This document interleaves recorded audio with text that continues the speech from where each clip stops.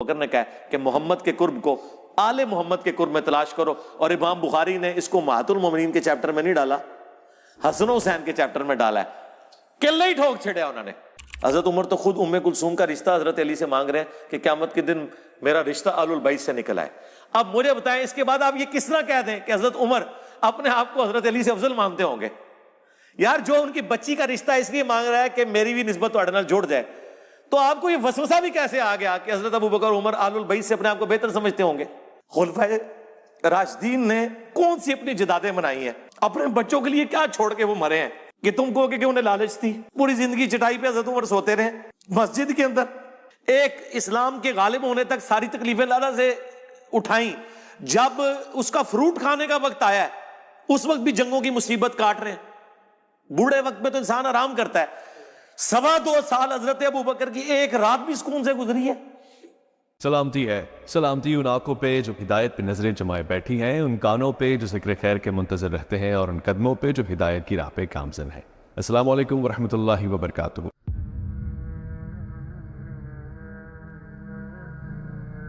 اچھا علی بھائی، اگلا جو کوسچن ہے نا، یہ بار بار میرے سے پوچھا کہ اب آپ کے ایک بڑے قریبی، آپ کے نام لیے بغیر بات نہیں، نام کے بغیر کرو، آپ کے قریبی شاگرد ہیں، یہ کسی غالی شیعہ وغیرہ کی طرف سے نہیں، آپ کے اپنے قریبی شاگرد کی طرف سے جو آپ کے بڑے قریب ہیں، اور وہ آپ کی بات سے انہوں نے یہ فہم لیا ہے، وہ یہ کہتے ہیں جی کہ انجینئر صاحب کا یہ بیان موجود ہے ریکارڈنگ میں نے نہیں سن رکھا یا شاید بھول رہا ہوں، انہوں نے کہا جی کہ انجینئر صاحب نے فرمایا کہ حضرت ابو بکر رضی اللہ عنہ کا جب حضرت مولا علی علیہ السلام سے جب ملاقات ہوئی ہے، یہ جو ناراضگی کے بعد جو خلافت کا ابتدائی ایشو تھا، تو اس میں حضرت ابو بکر رضی اللہ عنہ شدید رو پڑے ہیں، اور ان کا رونا یہ چیز ظاہر کرتا ہے کہ انہوں نے اس چیز کو ایکسیپٹ کر لیا ہے کہ ہمارے سے معاملہ میں سینڈل ہو گیا، آپ کے ساتھ زیادتی ہو گئی ہے۔ تو وہ کہتے ہیں جی کہ اب انجینئر صاحب سے آپ نے یہ پوچھنا ہے، ریکارڈنگ میں لانا ہے، میں بھی سنوں گا کہ جب انجینئر صاحب فرما رہے ہیں کہ انہوں نے ایکسیپٹ کر لیا کہ ہمارے سے مس ہینڈل ہو گیا ہے، تو ان کو اول تو یہ کرنا چاہیے تھا کفارہ، کہ کہتے چلو اب آپ کے حوالے خلافت کر دیتا ہوں، اگر نہیں کی تو اپنے بعد نومینیٹ کر دیتے، کیوں نہیں نومینیٹ کیا؟ اس کا جواب دیکھیں نا، آدھی بات پیش کر رہے ہیں، یہ وہی ہے جو منکرین حدیث کے سوالات ہیں۔ میں نے جو حدیث بیان کیا اس حدیث میں اس کا جواب بھی موجود ہے، اور وہ میں نے جواب بھی بیان کیا، یہ حدیث قرطاس میں نے مسئلہ 55B میں بیان کیا تھا کہ جب الٹیمیٹلی صلح ہوئی ہے حضرت ابوبکر صدیق رو پڑے۔ کس بات پہ روئے یہ بھی میں نے بتایا، وہ یہ بات نہیں تھی کہ مجھے خلیفہ کیوں نہیں بنایا، یہ تو آپ اپنا لقمہ تو میرے منہ میں نہ ڈالیں، اس میں الفاظ ہیں۔ حضرت علی نے کہا اے ابو بکر، اللہ نے جو آپ کو ہم پہ فضیلت دی ہے، اس امر خلافت میں ہم آپ سے حسد نہیں کرتے۔ آپ کو تو جواب مل گیا، ان کے تو بس رکھ، لیکن اہل بیت رسول کے ناطے کیا ہمارا یہ رائٹ نہیں تھا کہ اس امر خلافت کے مشورے میں آپ ہمیں بھی شامل کرتے؟ مشورے میں، یہ نہیں کہا کہ مجھے خلیفہ چنتے۔ اور یار مولا علی تو اپنے روحانی باپ سے خلافت نہیں مانگ رہا، رسول اللہ، صحیح بخاری میں ہے، حضرت عباس نے کہا کہ میں بنو ہاشم کے چہرے موت کے وقت پہچانتا ہوں، اور حضور کی شکل مبارک سے مجھے لگ رہا ہے کہ اب یہ زندہ نہیں رہیں گے، آؤ ہم خلافت مانگ لیتے ہیں۔ تو حضرت علی نے کہا کہ میں کبھی بھی رسول اللہ سے خلافت نہیں مانگوں گا، کیونکہ اگر حضور نے ہمیں انکار کر دیا تو حضور کی امت کبھی بھی بنو ہاشم کو خلیفہ نہیں چنے گی۔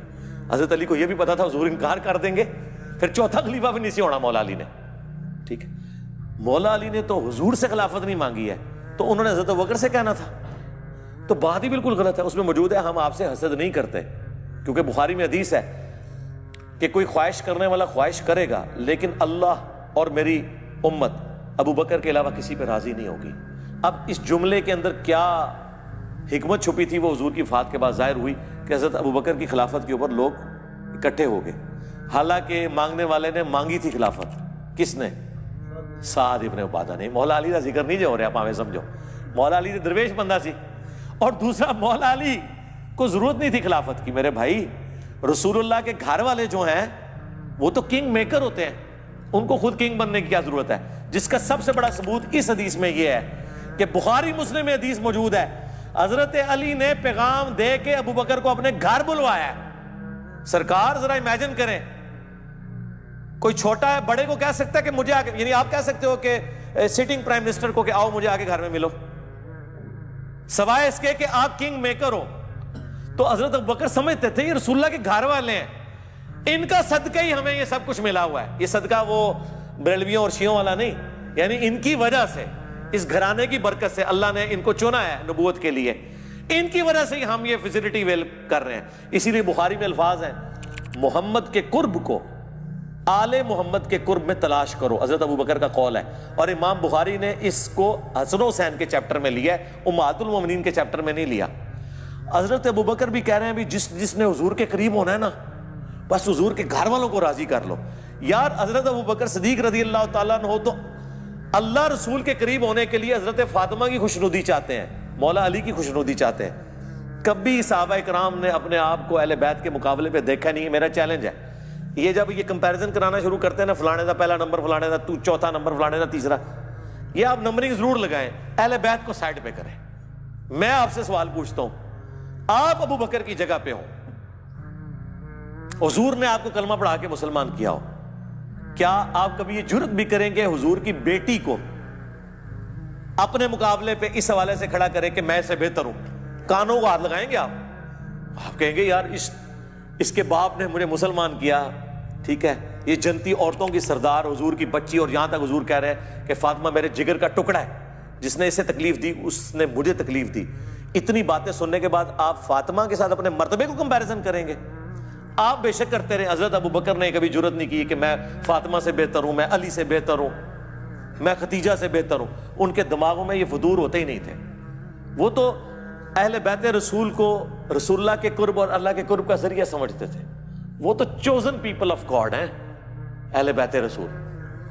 دیکھیں نا، نماز میں آپ ان پہ درود پڑھ رہے ہیں، اللہم صلی علی محمد وعلی آل محمد، صحابہ پہ نہیں پڑھ رہے۔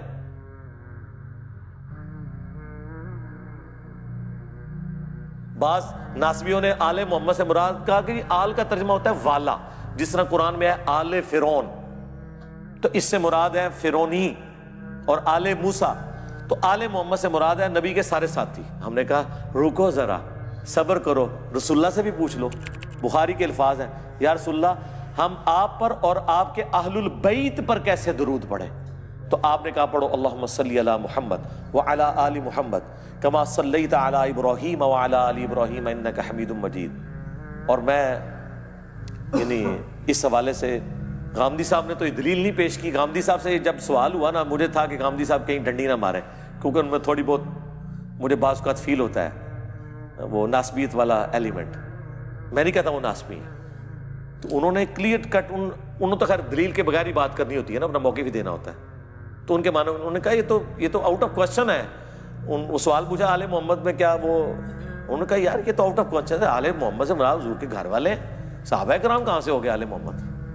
حالانکہ وہ چاہتے تو کہتے قرآن میں ہی لکھا ہوا ہے۔ تو میرا کلپ آ جاتا، غامدی صاحب رکو ذرا، صبر کرو، رسول اللہ سے بھی پوچھ لو۔ صحابہ کہہ رہے ہیں آپ اور آپ کے اہل البیت پر کیسے درود پڑھیں؟ تو کیا حضرت ابو بکر کا کبھی دعویٰ ہے کہ ہم اہل البیت ہیں؟ حضرت عمر کا یہ دعویٰ ہے؟ حضرت عمر تو خود ام کلثوم کا رشتہ حضرت علی سے مانگ رہے ہیں کہ قیامت کے دن میرا رشتہ اہل البیت سے نکل آئے۔ اب مجھے بتائیں اس کے بعد آپ یہ کس طرح کہہ دیں کہ حضرت عمر اپنے آپ کو حضرت علی سے افضل مانتے ہوں گے؟ یار جو ان کی بچی کا رشتہ اس لیے مانگ رہا ہے کہ میری بھی نسبت تو نال جڑ جائے، تو آپ کو یہ وسوسہ بھی کیسے آ گیا کہ حضرت ابو بکر عمر اہل البیت سے اپنے آپ کو بہتر سمجھتے ہوں گے؟ میں اپنی کو ورڈکٹ نہیں دے رہا، میں آپ کو logical think out of box کرنے پہ کہہ رہا ہوں کہ آپ صحابہ اور اہل بیت کو کمپیئر نہ کیا کریں۔ اہل بیت کے ساتھ کوئی بھی کمپیئر نہیں ہو سکتا، وہ حضور کے گھر والے ہیں۔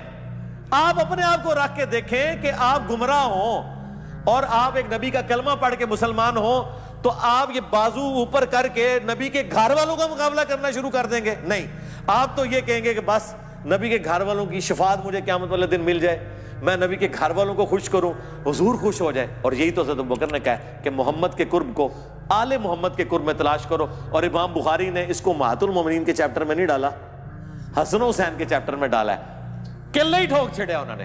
اور اگلی بات سنیں جو میں نے بڑی ایک ٹروتھ ریویلنگ، مشکات شریف آپ کھولیں، تیسری جلد میں صحابہ کے فضائل کے چیپٹر ہیں، امہات المومنین کا چیپٹر الگ ہے اور اہل بیت کا چیپٹر الگ ہے۔ اب مشکات والے بزرگ تو انجینئر صاحب کی ویڈیوز نہیں سنتے تھے، یہ تو 800 سال پہلے گزرے، 700 سال۔ ان سے کوئی پوچھے کہ حضور کی بیویاں اہل بیت ہیں، قرآن میں لکھا ہے، ہم بھی مانتے ہیں، آپ حضور کی بیویوں کو اہل بیت والے چیپٹر میں کیوں نہیں داخل کر رہے؟ کیوں ان کا چیپٹر الگ کر رہے ہیں امہات المومنین کا؟ کیا وہ اہل بیت نہیں ہے؟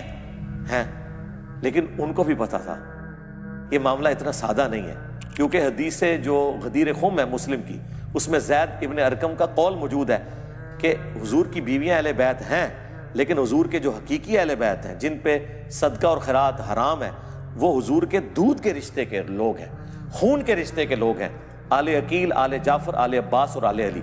اور اس سے بڑا جو ان کا، یہ تو پھکی تھی نا، پھکا جو ہے نا وہ بہت بڑا ہے۔ انہوں نے کہا کہ بیوی کیسے اہل بیت ہو سکتی ہے؟ جب خامد اسے طلاق دے دے تو وہ اپنے گھر والوں کے پاس واپس چلی جاتی ہے۔ میاں بیوی کا تو رشتہ پرماننٹ ہوتا ہی نہیں ہے، یہ تو اس وقت تک ہے جب تک کہ نکاح جاری ہے، لیکن اولاد کا رشتہ کوئی ختم کر سکتا ہے سوائے اس کے کہ اولاد مرتد ہو جائے، کہ دین چھوڑ دے۔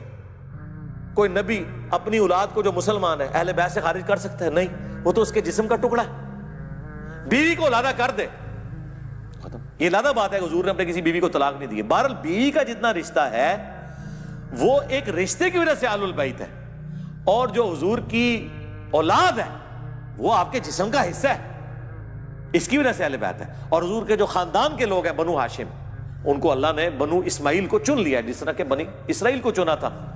بنی اسرائیل کو اللہ چنے، وہ قرآن میں موجود، اور بنو اسماعیل کو اللہ چنے، وہ احادیث کے اندر موجود۔ تو اس میں پریشان ہونے والی کون سی بات ہے؟ بنو ہاشم کو اگر اللہ نے چن لیا، آل عقیل، آل جعفر، آل عباس اور آل علی، اور اس میں تو الفاظ یہاں تک ہیں کہ زید بن ارقم نے کہا کہ حضور کی بیویاں اہل بیت، جب پوچھا گیا نا وہ نہیں ہے، ایک میں تو ہے کہ وہ بھی ہیں، لیکن یہاں دوسری روایت جو مسلم کی اس میں الفاظ ہیں کہ بیوی اہل بیت کیسے ہو سکتی ہے؟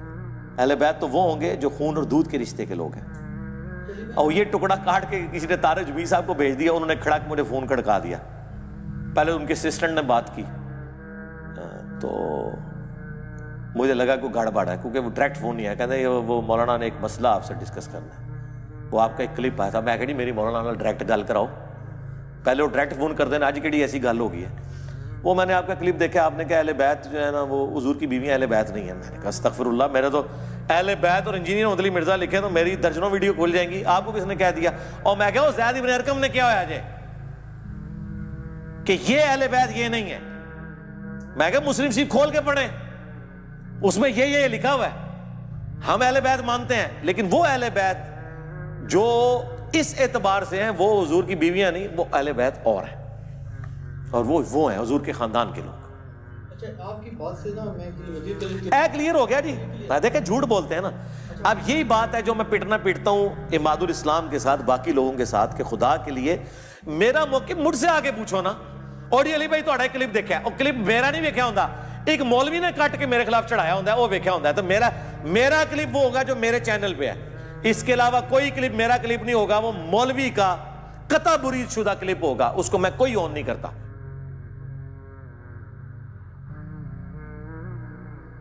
اچھا بھائی، جو آپ نے ابھی فرمایا نا، یہ جو زید بن ارقم رضی اللہ عنہ والی حدیث بتائی ہے، یہ پچھلے دنوں نا ایک مذاکرہ ہو رہا تھا نا، ایک غالی رافضی کا اور ایک اہل سنت کا، تو انہوں نے یہی بات کی، اس نے معصومیت وغیرہ کا عقیدہ جو ثابت کرنے کی کوشش کی نا، اس میں یہ دلیل پیش کی نا، یہی آیت انما یرید اللہ لیذھب عنکم الرجس اہل البیت ویطہرکم تطہیرا۔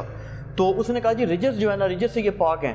تو اس نے کہا یار تم پچھلا کنٹیکسٹ تو سارا پڑھو نا، اور مفتی صاحب صاحب بھی یہی بات کیا کرتے تھے، وہ مفتی صاحب قرآن بالکل واضح ہے، نبی اسلام کی بیویوں کے بارے میں اس نے آگے سے یہ کہا، اس نے کہا یہ جو حدیث ہے، حدیث کلیئر ہے کہ یہ بیویاں شامل نہیں ہیں جو رجس سے پاک ہیں، اور جو ترتیب تو بتا رہا ہے، ترتیب تو تمہارا بھی موقف ہے کہ ترتیب تو یہ وہ ہے ہی نہیں جس پر قرآن نازل ہوا ہے، ہم تو اس کو ترتیب کو مانتے ہی نہیں ہیں۔ نہیں، یہ وہی ہے جناب والا، یہ ہیں وہ ذرائع، جوڈیشری میں جائیں گے یہ بھاگ جائیں گے۔ کیا اسنا عشری شیعہ کا یہ عقیدہ ہے؟ اور جس کو وہ جوڈیشری میں لے آئیں، آپ نے مجھے کسی انڈیویجول کا قول نہیں دکھانا کہ وہ کہیں کہ قرآن اپنی ترتیب سے ہٹا ہوا ہے، اگلے دن کا سورج طلوع نہیں ہوگا میں تکفیر کروں گا ایسے لوگوں کی جو قرآن کی اس ترتیب کو نہ مانے۔ یہ لوح محفوظ میں ہے، رہ کی ترتیب نزولی، اس سے کس کو انکار ہے؟ لیکن یہ نہیں ہوا ہوا کہ قرآن کو توڑ موڑ دیا گیا ہے۔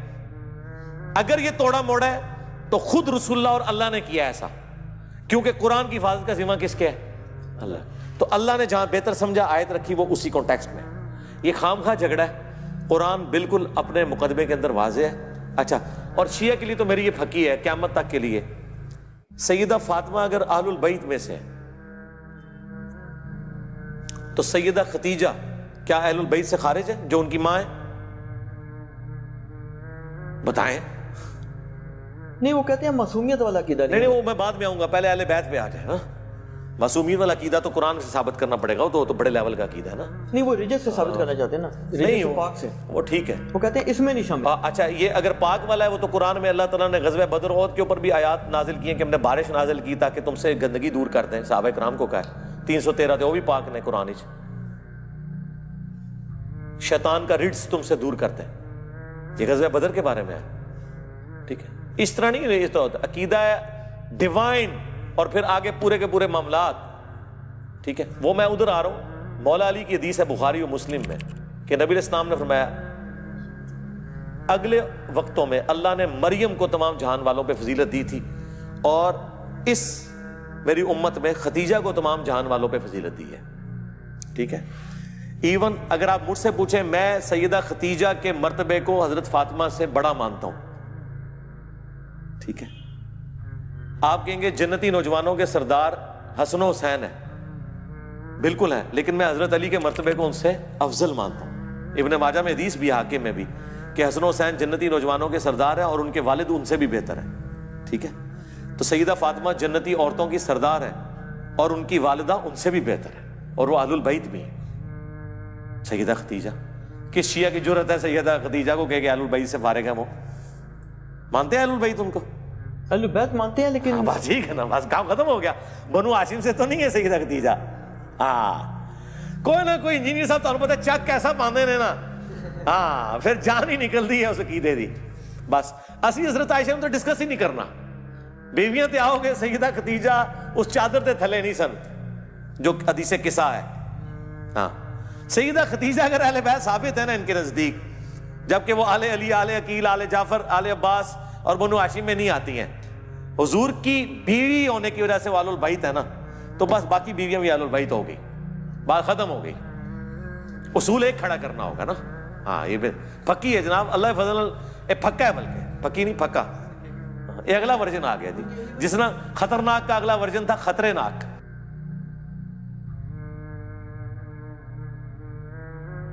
ولی بھائی جو لاسٹ کوئسچن کا آپ نے آنسر دیا تھا نا, اس میں ایک اور گزارش میں ذہن میں آ گئی ہے. وہ ایک بندے نے مجھے یہ بھیجی تھی تصویر نا, جو ترجمہ ہے نا, اس نے کہا تھا جی کہ اس میں جو لفظ آتے ہیں نا کہ حضرت مولا علی نے فرمایا کہ ہم اس امر خلافت میں مشورے کو اپنا حق سمجھتے تھے. تو وہ کہتا ہے یہ میں نے بعد میں جب غور کیا تو عربی میں یہ لفظ نہیں ہے مشورے کو, بلکہ اس میں یہ ہے کہ ہم اس امر خلافت کو اپنا حق سمجھتے تھے. اچھا اگر اپنا حق سمجھتے تھے, ایک منٹ سرکار, ایک منٹ, اگر وہ اپنا حق سمجھتے تھے تو پھر صلح کیوں کر لی اور بیعت کیوں کر لی؟ اس کی تو دلیل یہ دیتے ہیں نا, وہ کہتے ہیں جی ان کی ذمہ داری تو نہیں تھی, جیسے نبی کی ذمہ داری تو نہیں ہے لوگوں کو ہدایت پہ لانا.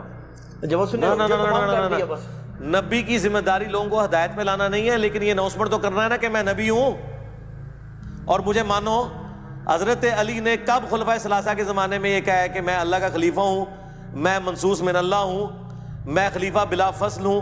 ابو بکر کو پولیٹیکل لیڈر مانو اور باقی جو سارے معاملات ہیں وہ میں لے کے چلوں گا. دکھائیں نا کبھی انہوں نے دعویٰ کیا وہ تو تینوں خلفاء کے ساتھ رہے. اور نہج البلاغہ سے ہم نے جو خطبات پیش کیے ہیں, ٹھیک ہے, وہ حضرت عمر کے بارے میں جنگ قادسیہ میں جانے سے جو روکا, رومن امپائر کے خلاف جانے سے روکا, وہاں تو فلاں کے الفاظ بھی نہیں, عمر بن خطاب موجود ہے. اس میں تو الفاظ ہیں کہ حضرت عمر جب پریشان ہوئے نا, کیونکہ انہوں نے ارادہ کیا تھا قادسیہ میں خود لڑوں گا کیونکہ سپر پاور کے خلاف جنگ ہے, تو حضرت علی نے کیا کہا کہ اگر تم قتل ہو گئے تو مسلمانوں کی جمعیت بکھر جائے گی. اور اللہ کا وعدہ ہے قرآن میں سورہ نور کی آیت نمبر 55 کہ اللہ نے خلافت اسٹیبلش کرنی ہے اہل ایمان کے لیے, تو تم یہیں رہو. اگر قادسیہ میں ہم نے شکست کھا لی تو ہم اپنی فوجوں کو واپس بلا لیں گے اور پھر دوبارہ سے حکومت تیار کر کے بھیجیں گے, لیکن اگر تم مارے گے تو پھر پیچھے عرب کا شرادہ بکھر جائے گا. وہ تو اس لیول کی گفتگو کر رہے ہیں. اچھا ایک اعتراض یہ کیا جا رہا ہے جی کہ اہل سنت کا جو قدیم کتابوں سے اور پریکٹیکل جو ریالٹی سے عقیدہ ثابت ہے نا خلیفہ کے قیام کا, وہ یہ ہے کہ یہ حضرات, ایک تو حضرت ابوبکر رضی اللہ عنہ والا طریقہ ہے کہ اس علاقے کے جو جید ترین شخصیات ہیں ان میں سے چند چن لیں. دوسرا یہ ہے جی کہ جو خلیفہ ہے وہ دوسرے کو نامینیٹ کر دے, وہ چینج ہو گیا. تیسرا یہ ہے کہ کمیٹی بنا دی جائے, وہ چینج کر لے. اور چوتھا طریقہ وہ کہتے ہیں جی کہ ان کی قدیم کتابوں میں دیا ہوا ہے, جس کا وہ کہتے ہیں کہ حضرت عبداللہ بن عمر کا بھی حوالہ دیتے ہیں. سلطان کہ وہ جو تلوار کے زور پہ ڈنڈا چلے. اور اس میں دلیل ایک انہوں نے یہ دی, وہ کہتے ہیں جی کہ جس وقت ہرا کا واقعہ ہوا نا, واقعہ ہرا, تو اس میں شدید ترین مظالم کیے یزید کی فوج نے, انتہا کر دی ظلم کی, تو اس میں حضرت عبداللہ بن عمر چلے گئے اور عبداللہ بن مطیع غالباً نام بتا رہے تھے, بخاری مسلم دونوں میں. وہ کہتے ہیں وہ شخص وہ تھا کہ جو بیچارہ جہاد کی طرف لوگوں کو اکسا رہا تھا, اور اس کو جا کر کہا کہ تیرا جو ہے حشر بڑا برا ہوگا, تو یزید کی بغاوت کر رہا ہے. ہاں, تو عبداللہ بن عمر کے اس موقف کے خلاف میری ویڈیو ہے. نہیں, وہ کہتے ہیں اہل سنت کا موقف ہے کہ ڈنڈا چل سکتا ہے. نہیں, ایک منٹ. پہلی بات ہے کہ عبداللہ ابن مطیع بھی تو صحابی تھے نا جی, ٹھیک ہے نا, وہ کو غیر صحابی تو نہیں. ان کو گھٹی نبی الاسلام نے خود دی ہوئی ہے. عبداللہ بن عمر بھی صحابی ہیں, وہ بھی صحابی ہیں, دونوں کا اپنا اپنا موقف ہے. ہم عبداللہ بن عمر کے موقف کو صحیح نہیں سمجھتے, ہم عبداللہ ابن مطیع کو صحیح سمجھتے ہیں, کیونکہ انہوں نے کہا کہ ایک ہی وجہ تھی خاموش رہنے کی کہ چلو یار ان کو حکومت ملی ہے تو یہ اپنے معاملات لے کے چلیں گے, شاید وقت کے ساتھ سلجھ جائیں. انہوں نے اب حسین کو بھی قتل کر دیا, تب بیعت توڑوائی تھی انہوں نے. بخاری مسلم دونوں میں آتا ہے, انہوں نے کہا کہ اب بھی کیا چیز رہ گئی ہے, تو واقعہ ہرا ہوا. تو ہم عبداللہ بن مطیع صحابی کو صحیح سمجھتے ہیں, عبداللہ بن عمر کے موقع کو غلط سمجھتے ہیں. پھر دوسری بات, عبداللہ بن عمر کی اگر ہمیں کسی نے دھونس لگانی ہے, یا حنفیوں کو دھوکہ لگ گیا یا کسی اور کو دھوکہ لگ گیا اور وہ کہتے ہیں تلوار کے زور پہ جو بھی آ جائے آپ نے اس کی اطاعت کرنی ہے, تو پہلے عبداللہ بن عمر سے بھی تو پوچھ لیں کہ اس فتوے پہ قائم بھی رہے ہیں کہ نہیں. ہاں, آپ ان کے اس زمانے کی بات کر رہے ہیں جس زمانے میں ان کا موقف وہ تھا. مرتے وقت ان کا موقف کیا ہے؟ مرتے وقت ان کا یہ موقف ہے کہ مجموع الزوائد میں, المستدرک للحاکم میں, طبرانی میں اور کتابوں میں موجود ہے کہ عبداللہ بن عمر کہا کرتے تھے کہ مجھے زندگی میں نماز, روزہ, حج, زکوٰۃ کسی معاملے میں کوئی غم نہیں کہ میں نے چھوڑا ہو, سوائے ایک چیز کے کہ میں نے علی کے ساتھ مل کر فیہ باغیہ کے خلاف قتال کیوں نہیں کیا. تو یہ عبداللہ بن عمر آخری وقت میں روتے تھے. اور بخاری میں آتا ہے کہ ان کو نیزہ مروایا تھا حجاج بن یوسف نے, ان کو قتل کروایا تھا بنو امیہ نے, جس بنو امیہ کی انہوں نے پوری زندگی یعنی کہہ لیں سپورٹ کی, انہوں نے ہی ان کو مروا دیا. تو آخری وقت میں ان کو سمجھ آ گئی تھی. لہٰذا اب آخری وقت میں جب ایک بندے کو سمجھ آ گئی, اس کو پرانی باتوں کا حوالہ دے کے ٹونٹ کیا جا سکتا ہے. اس زمانے میں انہوں نے جب مان لیا کہ اس زمانے میں میں نے غلط کیا ہے, رجوع ہی ہو گیا نا جی, سب سے بڑی بات ہے. تو لہٰذا ہم اس بات کو صحیح مانتے ہی نہیں ہیں. اچھا, دوسری بات, حنفیوں سے یہ کہیں کہ اگر قدیم فقہا کی کتابوں میں یہ, اور آپ اس سلطے کو مانتے ہیں, تو قدیم فقہا کی کتابوں میں یہ بھی لکھا ہوا ہے کہ بیت المال سے جو تقسیم ہے وہ حضرت ابو بکر عمر کے طریقے پہ ہوگی, حضرت عثمان کے طریقے پہ نہیں ہوگی. یہ وہ ٹروتھ ریویل ہے جو عامر عثمانی نے کیا تھا خلافت و ملوکیت کے خلاف کتاب لکھتے ہوئے, دفاع لکھ دیا پورا. انفیاء نو جو انہیں پھر ناکو چنے چبوائے نے نا, انہیں کیا من دسو تواڈی فقہ کی کتابوں میں کیوں لکھا ہوا ہے کہ مال غنیمت خلیفہ وقت حضرت ابو بکر اور عمر کے طریقے پہ تقسیم کرے گا, حضرت عثمان کے طریقے پہ نہیں کرے گا. تم مودودی کو تو کہتے ہو کہ انہوں نے حضرت عثمان کے بارے میں بات کی, تمہاری فقہ کی اسٹیبلش کتابوں میں لکھا ہوا ہے کہ مال غنیمت کی تقسیم جو ہے وہ حضرت عثمان کے طریقے پہ نہیں ہوگی. تو پھر کوئی گڑبڑ تو ہوئی ہے نا, وہ بخاری میں لکھی ہوئی ہے گڑبڑ. ان گورنروں کی شکایت حضرت علی کے پاس لوگ لے کے آئے, تو حضرت علی نے وہ محمد بن انفیہ کو بھیجا تھا کہ جاؤ عثمان کو یہ رسول اللہ کا صحیفہ بھیجو جس میں انہوں نے بتایا اس طرح تقسیم ہونا ہے. تو حضرت عثمان نے کہا کہ ہمیں اس کی حاجت نہیں ہے. تو محمد بن انفیہ جب واپس آئے, کہا ابا جی انہوں نے واپس کر دیا. تو حضرت علی نے کہا ٹھیک ہے ادھر ہی واپس رکھ دو, یعنی میرا کام تو صرف پہنچانا تھا نا. تو محمد بن انفیہ نے یہ حدیث اس وقت سنائی, صحیح بخاری میں آتا ہے, جب ان کو کسی نے کوئی بات کی نا اس حوالے سے کہ تم لوگ تو مخالفین عثمان ہو, علی کے بیٹو. تو انہوں نے کہا میرے باپ نے اگر عثمان کی مخالفت کرنی ہوتی تو اس دن کرتا جس دن اس نے رسول اللہ کی تحریر واپس کر دی تھی. اس دن میرے باپ نے عثمان کو کچھ نہیں کہا اور تحریر چپ کر کے واپس رکھوا دی. تو بعد میں تم یہ کہتے ہو کہ میں عثمان کو اس نے کچھ کرنا تھا. یہ پھکی دی تھی, انہوں نے پھکا دیا بلکہ محمد بن انفیہ نے اس زمانے کے ناسبیوں کو. ٹھیک ہو گیا. اچھا, ایک سوال بھیجا جی کہ اولی الامر کے بارے میں آپ کا یہ موقف ہے کہ اس سے مراد حکمران ہے, اور آپ کا کیا تمام اہل سنت کا یہ موقف ہے اطیعوا اللہ و اطیعوا الرسول اولی الامر منکم. تو وہ کہتے ہیں جی کہ آپ اولی الامر کو تو بتا رہے ہیں کہ یہ مراد ہے, پہلے آپ یہ تو بتائیں کہ قرآن میں امر سے کیا مراد ہے, اللہ کے امر سے قرآن میں کیا مراد ہے. پھر وہ اس سے اگلی کلوریل ایڈ کرتے ہیں, وہ کہتے ہیں جی کہ آپ یہ بتائیں کہ آپ کے نزدیک تو حکمران اس کا ہے, چاہے وہ یزید ہو, چاہے حجاج بن یوسف ہو, چاہے آج کل جیسے حکمران ہو, شرابی ہو, بدکار ہو, بدماش ہو.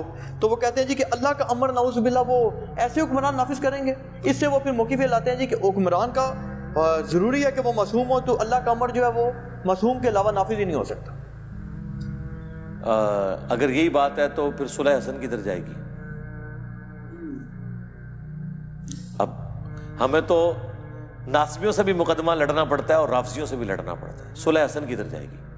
صلح حسن اس بات کا ثبوت ہے, اور صلح حسن کو ہم سنیوں کی طرح نہیں مانتے, ہم اس کو ایک پیس ٹریٹی سمجھتے ہیں. اور صلح حسن صرف اس دن تک تھی جس دن تک انہوں نے حضرت حسین کو شہید نہیں کیا تھا. حضرت حسین کو شہید کرنا, جس طرح صلح حدیبیہ توڑ دی تھی نا مشرکین عرب نے, انہوں نے صلح حسن اس دن توڑ دی جب حسن کے چھوٹے بھائی کو انہوں نے مار دیا. آج کی ڈیٹ میں صلح حسن منسوخ ہے, لیکن جس ایرا میں, جس ایرا کے اندر وہ اپلائی تھی, اس میں حضرت حسن نے معاویہ بن ابی سفیان رضی اللہ تعالیٰ عنہ کے ساتھ جو کمپرومائز کیا, تو اس میں انہوں نے کیوں ان کو اجازت دی کہ وہ اللہ کے امر کو نافذ کریں؟ ٹائم قیامت تک ہے. شکر ہے, شکریہ امام حسن, آج آپ کی صلح ہمارے کام آئی کہ ہم غالی رافضیوں کو بھی پھکی دے سکیں. اچھا, اس کا جواب جو میں نے بھی بات کی تھی, وہ کہتے ہیں جی کہ جواب دینا ہے, ڈنڈی نیچے مار. اس کا جواب, وہ جواب مطلب ہے وہی بات ہے, جب نہیں بنتا نا اتنا کمزور جواب میرے سامنے رہنا, میں لا کے ہاتھی پڑھا چڑھتا ہے, جواب مجھے پتا ہے کوئی بھی نہیں ہے. نہیں, اس کا جواب انہوں نے یہ دیا, وہ کہتے ہیں جی کہ بلکہ انہوں نے تو وہ بات کی کہ میں نے ان کو کہا بھی, میں نے کہا یار یہ بات تو نصبی اور یزیدی لوگ کرتے ہیں, تو یہ آپ کیا کہہ رہے ہیں؟ انہوں نے 3 روایات والی بات پیش کی کہ حضرت امام حسین علیہ السلام نے بھی 3 شرائط پیش کی تھی. تو میں نے ان کو بتایا, میں نے کہا جی یہ بات تو ہم نصبیوں کی نہیں مانتے. وہ کہتا ہے جی آپ نہ مانے تو آپ کی مرضی, ہماری تو کتابیں شیعوں کی بری پڑی ہیں کہ امام حسین نے پوری حجت تمام کی ہے. وہ کہتے ہیں امام مہدی کے علاوہ کسی امام کی نہیں, وہ 3 شرطوں میں تو ایک یہ ہے کہ میں یزید کے ہاتھ میں ہاتھ دے دوں. نہیں, وہ کہتے ہیں کہ ہمارے نزدیک نہیں ہے. گل مننی تو پوری منو, تسی ادھی گلا من دیو. تسی صلاح الدین یوسف والا کام تے نہ کرو کہ روایت اس کتاب تو انصاب الاشراف تو 3 شرائط لے, اور انصاب الاشراف میں تو لکھا ہوا ہے یزید اور اس کے آباء و اجداد کے تابوت جہنم میں ہے, اور یہ بھی لکھا ہوا ہے کہ معاویہ کو جس دن دیکھو کہ میرے ممبر پہ چڑھا ہے اسے قتل کر دو. ہاں, انصاب الاشراف میں لکھا ہوا ہے 3 شرطوں والی کتاب میں. وہ یہ کہتے ہیں اس دے عمل کریے. پھر یہ کہتے ہیں جی کہ امام, یہ تو جعلی روایتاں نے, ہم کتاب کو جعلی مانتے کہتے ہیں جی امام حسن جو تھے نا, امام حسن نے اس لیے صلح کی تھی کہ امام حسن کو لڑنے کا فائدہ ہی کوئی نہیں تھا, بلکہ وہ کہتے ہیں کہ میں نے پھر یہی بات, لیکن وہ آپ کی ڈاکٹرین تو ٹوٹ گئی نا, ریزن اس کی کچھ بھی تھی. ٹھیک ہے, ہاں, امام حسین بھی تو, امام حسین کو لڑنے کا کیا فائدہ ہوا ہے؟ ایک منٹ, امام حسین کو لڑنے کا کیا فائدہ ہوا دنیاوی طور پہ کہ انہوں نے حکومت حاصل کر لی؟ وہ کہتے ہیں انہوں نے پوری کوشش کیا کہ میں نہ لڑوں. کنہوں نے؟ وہ کہتے ہیں سوائے امام مہدی کے ہمارے شیعہ مذہب کے مطابق کسی امام کی ڈیوٹی نہیں ہے کہ وہ لازمی بزور طاقت کرے. بس ٹھیک ہے, آپ حسین سے بھی دستبردار ہو جائیں, پھر حسین ہمارے ہی ہیں. ہاں, یہ ہم ہی حقدار تھے کہ ہم حسینی ہوتے. اگر آپ حسین کے بارے میں یہ کہہ رہے ہیں کہ حسین نے گریہ کرنا ہے, تو میں ان کو اپنی فقیر تو دے چکا. سید جواد نقوی صاحب نے کہا ہے کہ میں نے اس شیعت میں یعنی آنکھ کھولی, یا میں نے اس شیعت کو پایا جس میں حسین ایک ایسا مظلوم بابا ہے جو کونے میں بیٹھا ہوا رو رہا ہے, لیکن جب حسین کو پڑھا تو پتہ چلا کہ یہ مظلومیت کا نام نہیں ہے, دلیری کا نام ہے. بس میں یہی کہوں گا اس کے اوپر کہ تم نے حسین کو سمجھا ہی نہیں ہے, جس طرح کرسچنز نے جیزس کرائسٹ کو نہیں سمجھا. ٹھیک ہے, تم نے حسین کو نہیں سمجھا.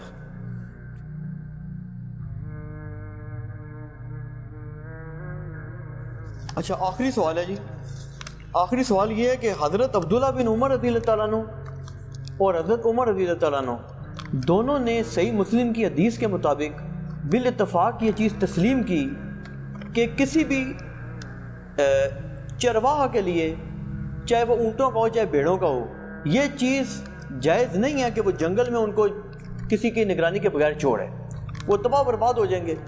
تو یہ کیوں کر ممکن ہے عقلاً بھی کہ رسول اکرم صلی اللہ علیہ وسلم امت کو چھوڑ جائیں؟ ایک یہ اعتراض کرتے ہیں, اور دوسری چیز آگے سے یہ بھی کہہ دیتے ہیں جی کہ یہ جو ہے کس طرح ممکن ہے کہ رسول پاک صلی اللہ علیہ وسلم جو ہے وہ اللہ تعالیٰ کے یعنی کہ کسی, اچھا سوری اگلی میں بات مکس کر گیا.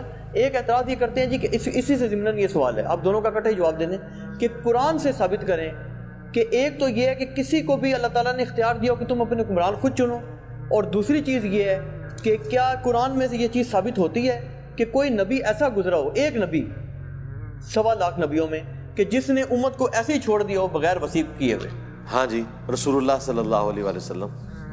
اس کی وجہ یہ ہے, دیکھیں رسول اللہ کی مثال اس اسپیسیفک کیس میں اس لیے پیش نہیں کی جا سکتی کہ آپ کے ساتھ ایک ایسی چیز جڑی ہوئی ہے جو آپ کو اگلے انبیاء سے ممتاز کر دیتی ہے، لہذا نبی کے جیسا ہے ہی کوئی نہیں۔ کیوں؟ وہ ہے ختم نبوت۔ پہلے کوئی خاتم النبیین 1.25 لاکھ میں لے کے آئے اور اس سے ثابت کریں کہ وہ خاتم النبیین تھا اور اس نے اپنا وصی چھوڑا پیچھے، پھر بات ہوگی۔ یہ تاریخ میں وہی پہلی دفعہ ہے کہ اللہ نے فیصلہ کر لیا کہ اب آسمان کا زمین سے رشتہ ختم۔ ہم آپ کو کہاں سے مثال لا کے دیں؟ کیونکہ ختم نبوت ہو گئی نا، رسول اللہ کی مثال ہے ہی نہیں نا قرآن میں، آپ جیسا تو ہے ہی کوئی نہیں ہے۔ ختم نبوت کی برکت سے اللہ نے امت کو ٹرانسفر کر دیا۔ جی ٹرانسفر کیا ہے، مجھے کیا ہے، آپ کو کیا ہے۔ کنتم خیر امۃ اخرجت للناس تأمرون بالمعروف وتنہون عن المنکر وتؤمنون باللہ، پوری امت کو ٹرانسفر کر دیا نبیوں والا کام، ٹھیک ہے۔ وسیع ایک اسپیسیفک بندے کو نہیں بنایا۔ چونکہ ختم نبوت ہو چکی، اب نبی علیہ السلام نے امت کو اس اعتبار سے کوئی سکسیسر کے ساتھ نہیں چھوڑا سوائے اس کتاب کے۔ اس کی وجہ یہ ہے، اگر آپ کہتے ہیں نا بندہ چھوڑتا تو اب آپ نے قائم رہنا ہے۔ اگر اگلے انبیاء تھے تو وہ اپنی جگہ نبی یا وصی چھوڑتے تھے، اور وصی وہ نبی ہوتا تھا تو وہ اگلا چھوڑتا تھا، یہ چین ٹوٹتی نہیں تھی نا۔ تو آپ کی چین تو ٹوٹ گئی ہے، 1200 سال سے ٹوٹی پڑی ہوئی ہے۔ ہم نے آپ سے واٹس ایپ نمبر مانگا امام مہدی کا، آپ نے کہا گستاخی کر دی۔ ہم نے کہا میرے بھائی اگر آپ بتائیں گے کہ فلاں عالم دین فلاں جگہ پہ، ہم اس کا ایڈریس نہیں مانگیں گے آپ سے، ٹھیک ہے۔ 1200 سال سے چین آپ کی ٹوٹی ہوئی ہے، اس لیے کہ آپ کی کمیونیکیشن ہی نہیں ہے اس بندے کے ساتھ، تو اینڈ رزلٹ تو آپ کا بھی یہ نکلا، لیکن ہماری چین نہیں ٹوٹی ہے، حضور کا وصی قرآن ہے۔ یہ بخاری مسلم سے ہم نے ثابت کیا۔ ہاں شکر ہے کہ میں 12 اماموں کے زمانے میں نہیں پیدا ہوا، میرے پاس کوئی جواب نہ ہوتا، اللہ نے مجھے بچا لیا ہے۔ ایس موقع میں تو فیل کر چھڑے، میں 14ویں صدی چ آیا ہاں، جدو تہنوں ہی 1200 سال تو ڈکا لگیا ہوا ہے کہ بندہ تہاڈا سامنے نہیں ہے، امام غائب ہے نا، ہاں تو تہاڈا تو کم ہو گیا نا، میں نے آپ کا جواب دے دیا۔ اب آ جائے وہ والا، وہ حدیث آپ ہمیں بخاری سے پیش کریں، مسلم سے پیش کریں، بخاری میں بھی ہے مسلم میں بھی ہے، ہاں کچھ حصہ اس کا بخاری میں بھی ہے، اس میں آگے الفاظ عبداللہ بن عمر کے بھی پڑھ لینا، آدھی حدیث تو نہ پیش کریں۔ عبداللہ بن عمر کہتے ہیں یہ ان کا اجتہاد تھا، وہ چرواہے والی جو آپ نے بات کی کہ چرواہا بھی تو بھیڑ بکریاں نہیں چھوڑ کے جاتا، تو یہ کیسے ہو سکتا ہے کہ میرا باپ جو ہے وہ بغیر کسی کو خلیفہ نامزد کیے ہوئے مر جائے؟ اچھا، اور اس سے انہوں نے یہ رزلٹ نکالا کہ اگر اتنی عقل حضرت عمر میں تھی تو رسول اللہ میں تو اس سے زیادہ عقل تھی، انہوں نے بھی اپنا خلیفہ کسی کو چھوڑا ہوگا۔ یہ انالوجی بنائی ہے نا، تو سرکار اسی حدیث میں آگے جواب ہے۔ عبداللہ بن عمر کہتے ہیں میں نے یہ گمان کیا، لیکن بعد میں مجھے لوگوں نے بتایا حضرت عمر کے ریفرنس سے کہ حضرت عمر نے ایک جملہ بولا ہے کہ اگر میں اپنے بعد کسی کو اپنا خلیفہ نامزد کرتا ہوں تو میں اس شخص کی سنت پہ عمل کرتا ہوں جو مجھ سے بہتر تھا، ابو بکر، اور اگر نہیں کرتا تو میں اس کی سنت پہ عمل کرتا ہوں جو اس سے بھی بہتر تھا، رسول اللہ۔ تو کہتے ہیں عبداللہ بن عمر، میں نے کہا اب میرے ابا جی کسی کو خلیفہ نامزد نہیں کریں گے، وہ رسول اللہ کے طریقے کو اڈاپٹ کریں گے، کیونکہ میرے ابا جی جب کمپیریزن کرتے تھے اور حضور کی کوئی بات آ جاتی تھی تو دوسروں کو چھوڑ دیتے تھے۔ میں نے کہا اچھا ابا نے یہ بات کی ہے، اون ابا نے کسی کو خلیفہ نہیں بنانا۔ جب انہوں نے یہ بول دیا نا کہ میں اگر خلیفہ بناتا ہوں تو ابو بکر کے طریقے پہ چلتا ہوں، اور اگر نہیں بناتا تو میں رسول اللہ کے طریقے پہ، تو عبداللہ بن عمر کے الفاظ اسی حدیث میں موجود ہیں کہ میں نے سمجھ لیا اب میرا ابا کسی کو خلیفہ نہیں بنائے گا۔ تو اس میں خود موجود ہے کہ حضرت عمر خود کہہ رہے ہیں کہ خلیفہ نہ چھوڑنا پولیٹیکل یہ سب سے بہتر طریقہ اور رسول اللہ کا طریقہ ہے۔ ادھی روایتیں پیش کر دینے، دیکھیں ہمارا یہ چیلنج ہے، ہمارے مخالفین جو بھی یہ پک اینڈ چوز کرتے ہیں وہ پوری روایتیں نہیں پیش کر سکتے۔ یہی لوگ ہیں، اور جی مسند احمد میں اما عائشہ نے حضور کے اوپر ماتم کیا تھا، آگے بھی پڑھو نا، انہوں نے کہا یہ میری کم سنی تھی اور بعد میں مجھے اس کے اوپر افسوس ہوا۔ اے نہیں پڑھ دے، نہیں جی کیتا تے ہے نا، وہ اگے دے انہوں نے رجوع ریکارڈ کراتا نا، حقیقت بات ہے، آپ اس کو چھوڑ دیں۔ میں کہتا ہوں کہ جی نبی علیہ السلام سے جو صحابہ کی عقیدت تھی اس میں وقتی طور پہ سارے صحابہ بھی کالے کپڑے پہن کے ماتم شروع کر دیتے نا، کوئی بعید بات نہیں تھی۔ اس سے بڑی چیز ہوگی کہ حضرت عمر نے تلوار اٹھا لی کہ میں قتل کر دوں گا جو کہہ رہے۔ صحابہ کے ساتھ، صحابہ کا عشق حضور کے ساتھ اتنا تھا، اس میں کسی سے بھی مس ہینڈلنگ ہو سکتی تھی، حضرت عمر سے ہو گئی ہے جب حضرت بکر نے ان کو بٹھا دیا اور وہ آیات پڑھی وما محمد الا رسول قد خلت من قبل رسول یا انک میت و انہم میتون، یہ آیات پڑھی۔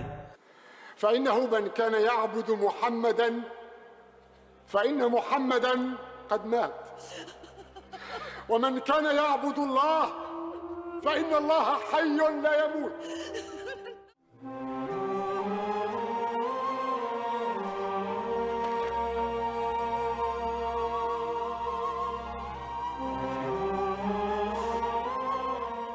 تو سرکار یہاں بیٹھ کے اس سینیریو کو آپ امیجن نہیں کر سکتے, ٹھیک ہے جی. یہاں پہ وہ دیکھیں جی لشکر اسامہ نہیں روانہ ہو رہا تھا, حضور نے کہا تھا روانہ کرو.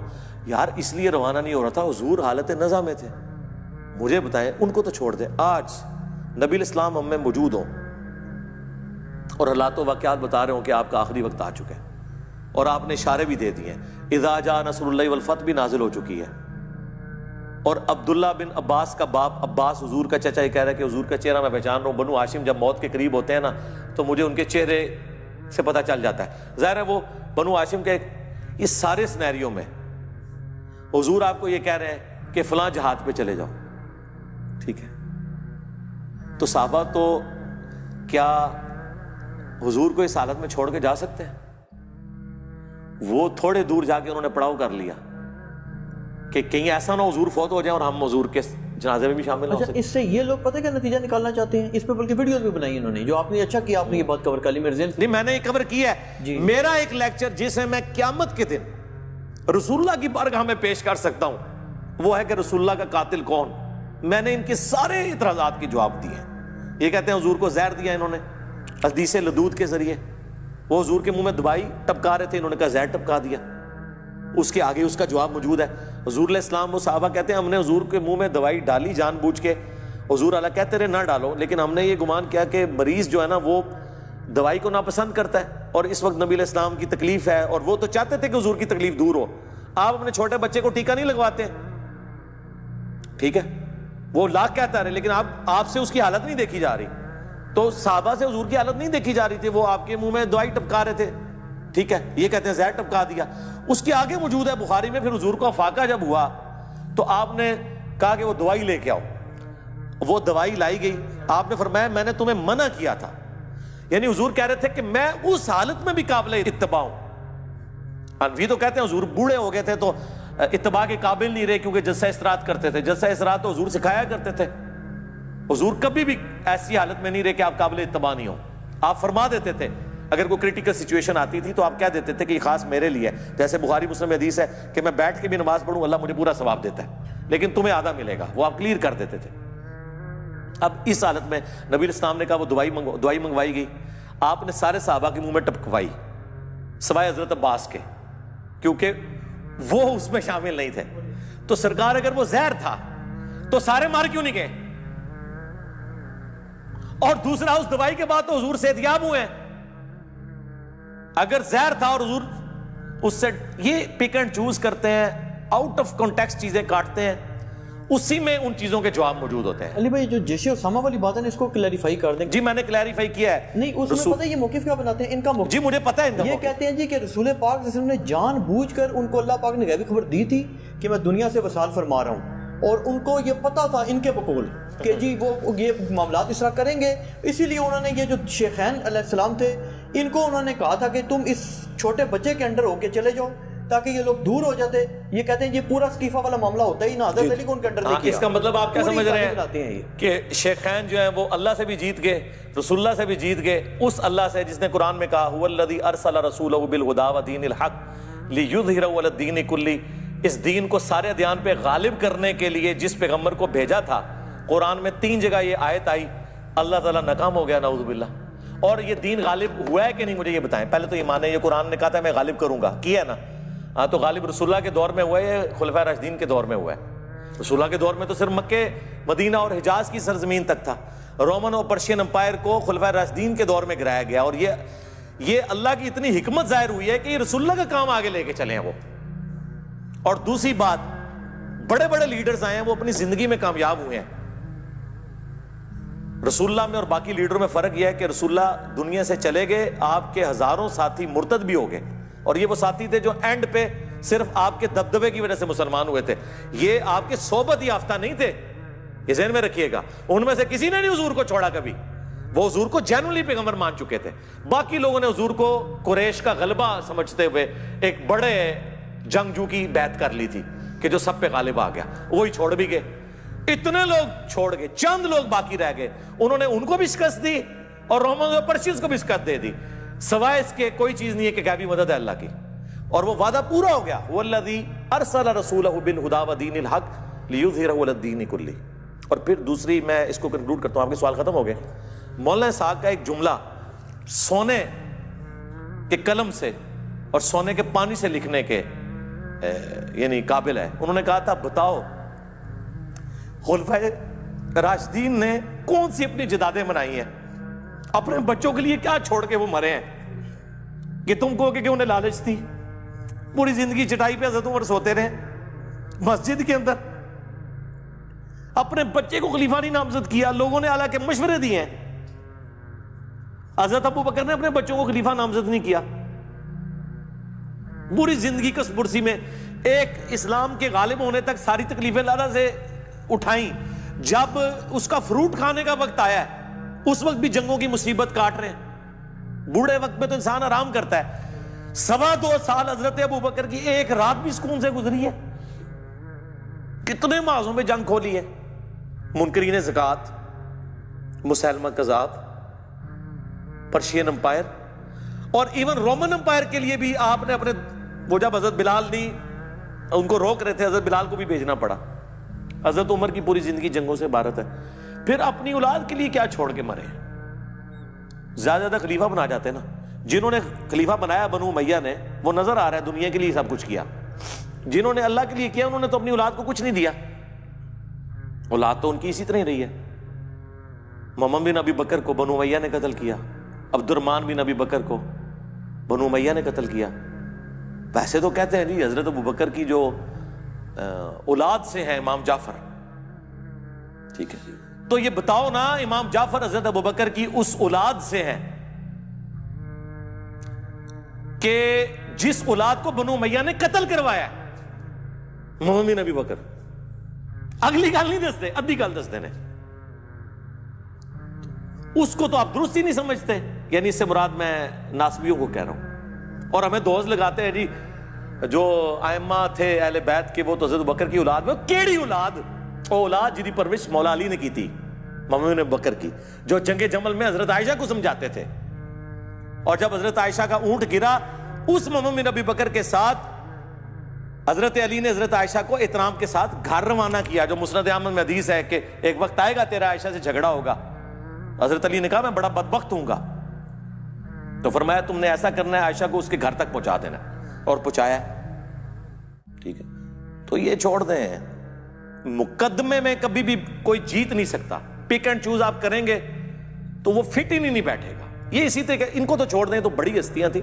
میں اپنے بارے میں دیکھتا ہوں کہ میرے بارے میں بلیم لگا رہے ہیں کہ جناب یہود و نصارہ سے فنڈنگ آ رہی ہے. آپ کیا سمجھتے ہیں یہ جب بکواس کر رہے ہوتے ہیں تو اس سے میرے کوئی ارادہ متزلزل ہوتا ہے؟ میرے تو ایمان میں اور اضافہ ہوتا ہے کہ یا اللہ میں واقعی ٹھیک ہوں, مجھے تو پتہ ہے مجھے فنڈنگ نہیں آ رہی. ٹھیک ہے, تو میں تو اور پکا ہو جاتا ہوں نا. اس کے جھوٹے الزام لگانے سے کیا سمجھتے ہیں یہ کہ مجھے پیچھے کر لیں گے؟ میں تو اور چڑھ کے آؤں گا.